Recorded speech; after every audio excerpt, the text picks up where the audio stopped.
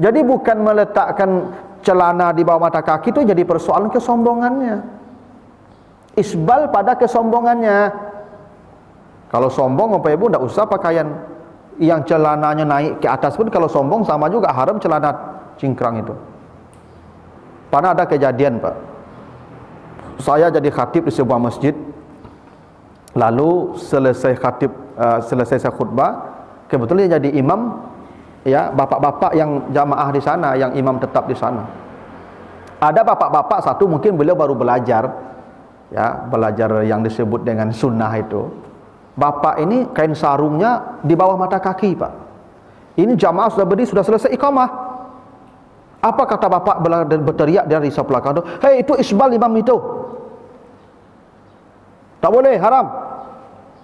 Kaget orang semua Pak Ibu.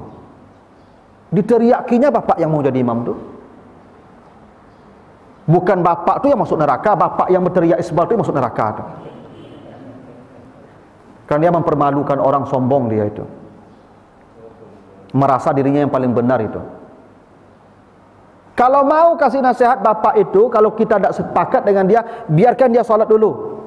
Toh tidak membatalkan Jumat tu. Selesai salat Jumat, panggil dia satu-satu. Pak, saya baca hadis yang ini. Bila seseorang laki-laki salat, ya, memanjangkan kainnya di bawah mata kakinya, maka dia dalam neraka. Ya, saya tadi bapak lihat begitu. Saya berharap bapak mengubahnya di hari yang berikutnya supaya tidak lagi. Saya sayang kepada bapak. Ini yang saya tahu dan tugas saya sudah sampaikan. Lebih bijak bicara begitu ketimbang diteriaki dia dari belakang, "Hei, imam isbal tu." Memang bapak tadi celananya tidak isbal, tapi mulutnya isbal. Celananya tidak isbal. Mulut yang isbal tu lebih bahaya daripada celana isbal itu. Ya. Kata Nabi, diharamkan masuk surga orang yang ada sombong di hatinya walaupun sebesar zarah. Merasa diri paling benar, paling baik, paling saleh, paling betul, orang lain salah, itu sombong namanya itu. Dengar dulu dia punya dalil enggak, punya argumentasi enggak. Kalau dia punya dalil, kita hormati saja pilihan dia. Kan bisa jadi dia punya dalil berpakaian begitu. Karena tidak mutlak juga. Abu Bakar celananya katanya di bawah mata kaki, tapi Nabi biarkan kerana dia tidak sombong. Jadi yang dicegah Nabi sebenarnya kesombongan dalam ibadah. Maka bapak yang meneriaki isbal itu yang sombong, itu yang isbal dia tu. Mulutnya yang isbal, celananya tidak isbal.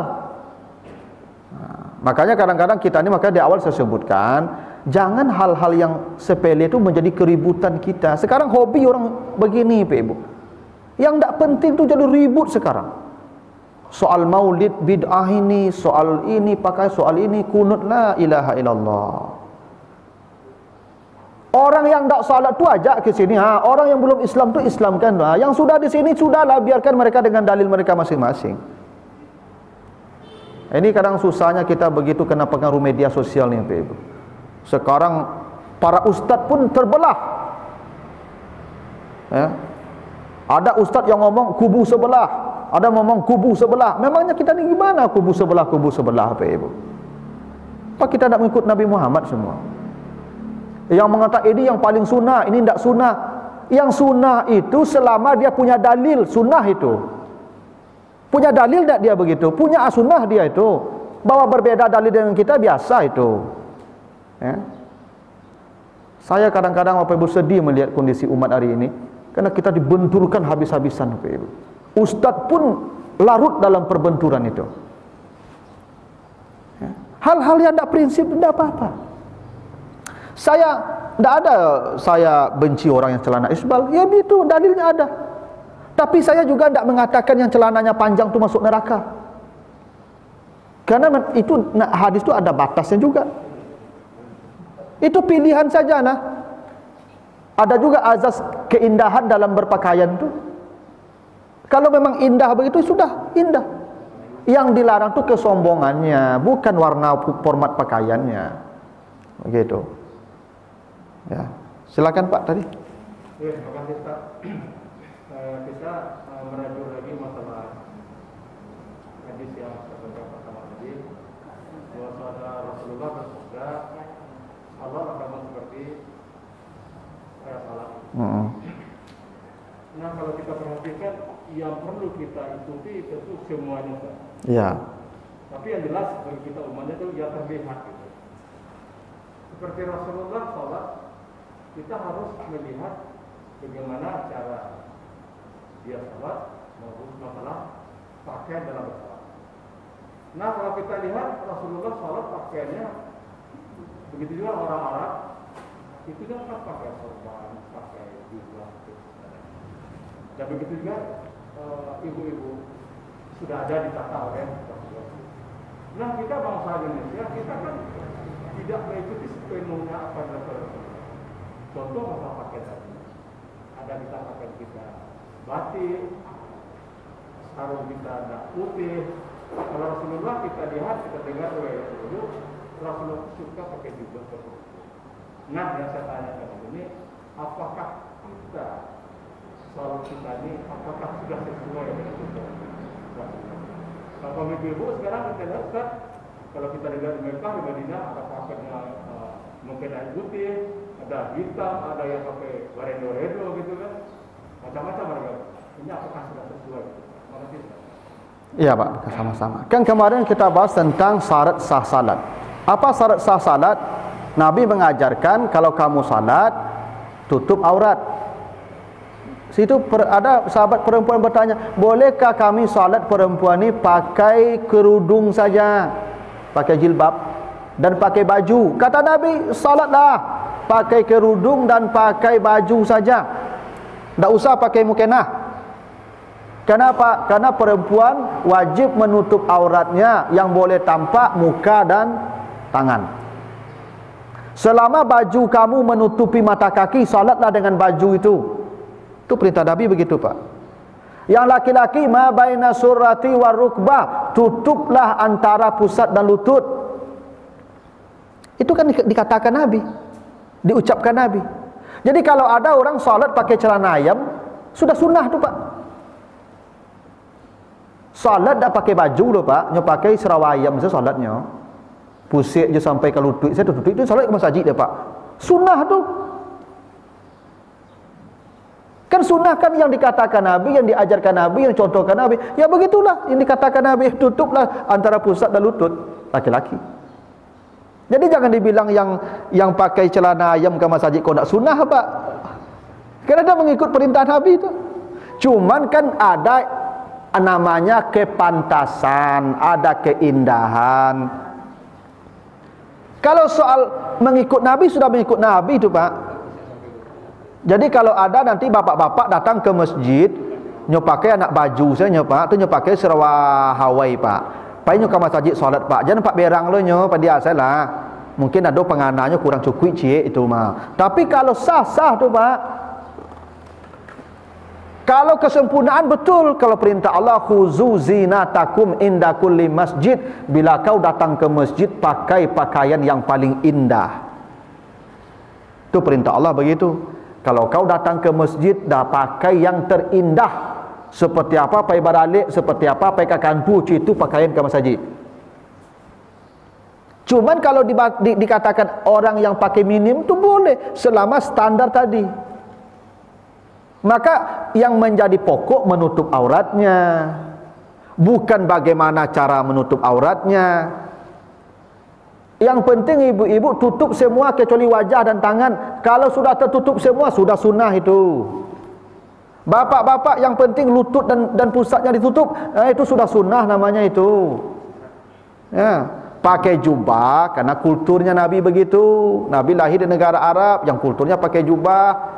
Ya, pakai sorban. Kalau kita pakai peci, pakai batik, itu juga yang penting menutup auratnya. Prinsipnya menutup aurat. Format menutup aurat tergantunglah situasi dan budaya masing-masing orang. Ya. Makanya ibu tak terlalu jangan ribut pula. Oh, ke masjid tu betul kalau bapak ibu mau pakai jubah warna putih, pakai sorban ke masjid, itu lebih maksimal mengikuti Nabi sunnahnya Pak. Tapi itu tidak sebuah kemestian, bukan sesuatu yang wajib hukumnya. Kalau mau silakan. Yang tidak, yang penting auratnya ditutup. Ya. Jadi jangan membatasi sunnah itu pada apa yang dicontohkan Nabi saja.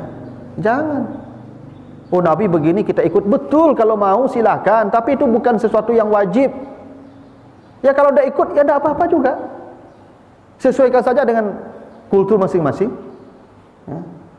Nah, memang ada orang tu Ibu ya harus mengikuti Nabi secara total. Tu kok pakai oto ah. Balik luntur tu juntur saja cakkan kamari.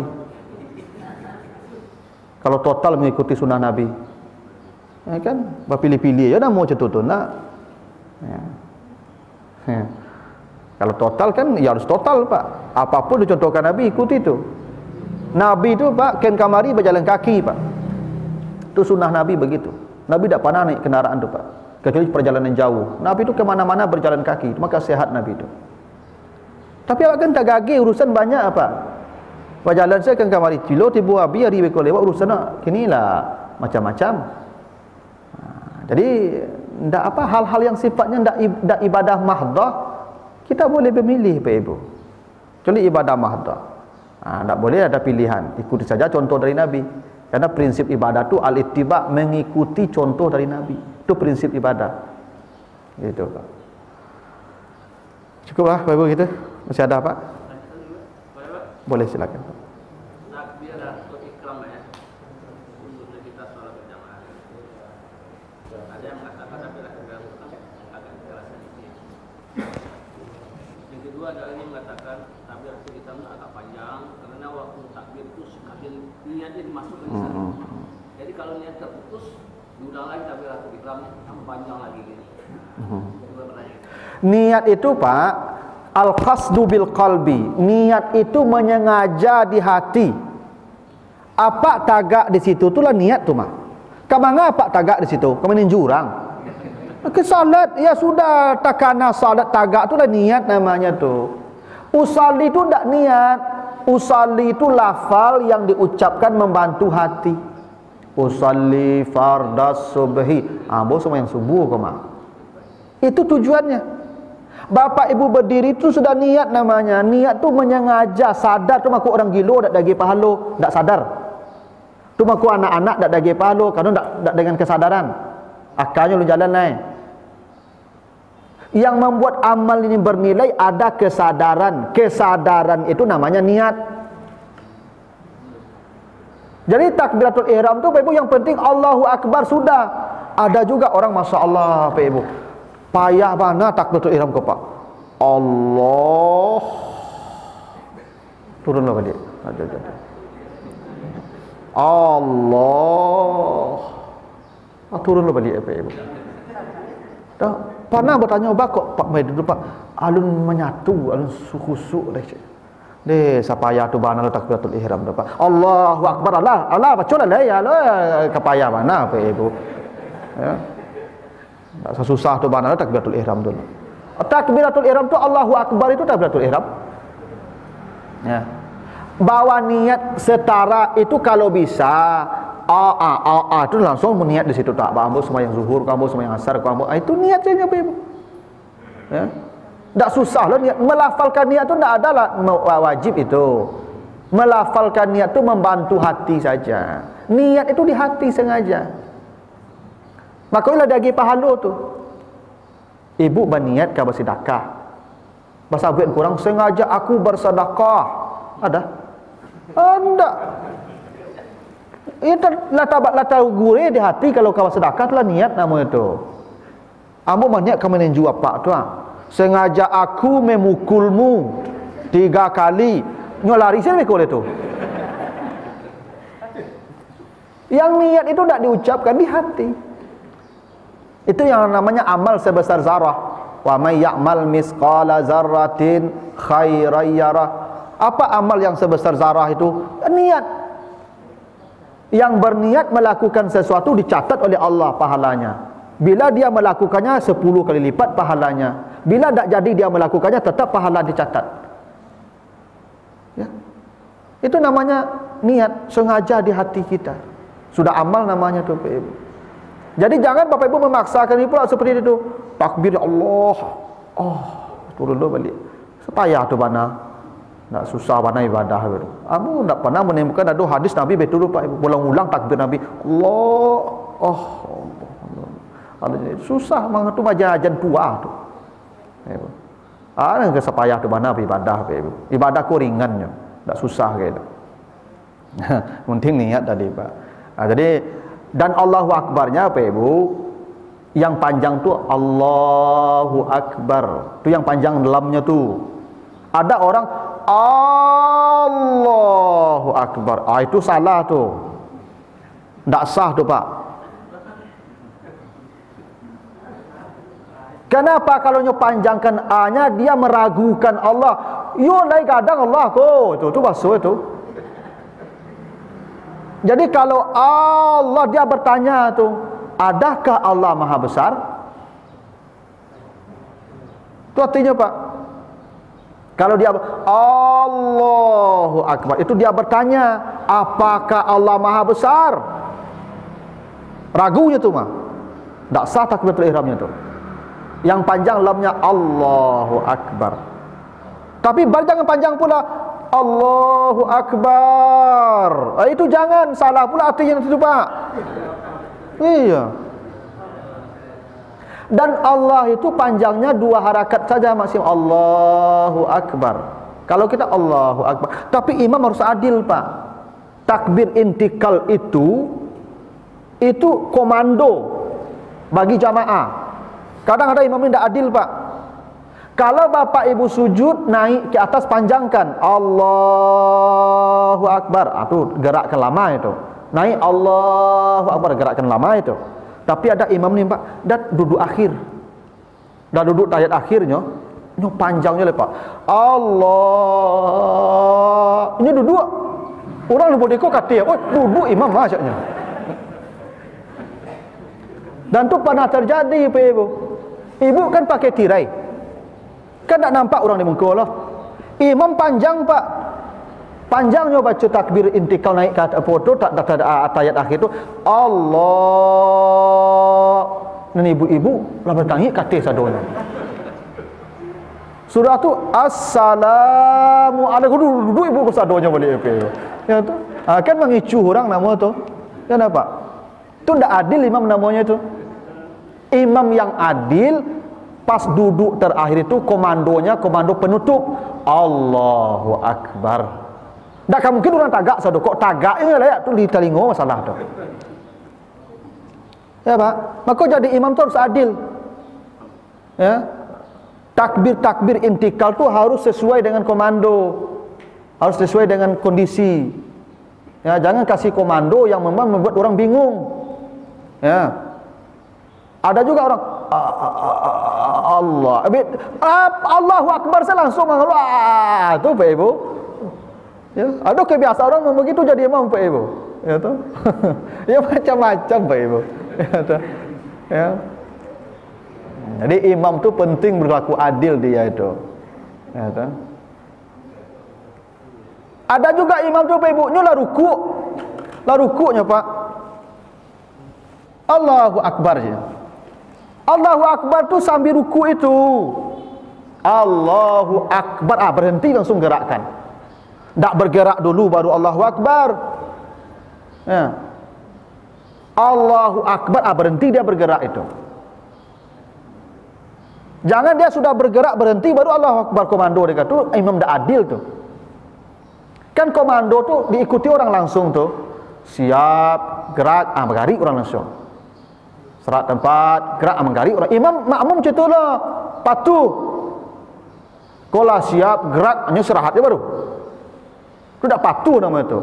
Imam lah duduk, Allahu Akbar. Ini sujudnya tarui. Itu makmum pembangkang nama itu Pak.